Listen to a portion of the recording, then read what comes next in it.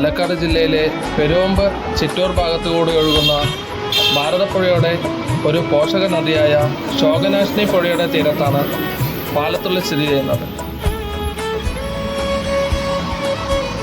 Monsoon കാലത്ത് നിറഞ്ഞൊഴുകുന്ന ശോകനാശിനി പുഴയുടെയും അതിൻ്റെ കുറുകെയുള്ള ചെക്ക് ഡാമിന് മുകളിലൂടെ വെള്ളം കവിഞ്ഞൊഴുകുന്നത് കാണാനും മനോഹരമായ ഒരു കാഴ്ച തന്നെയാണത്.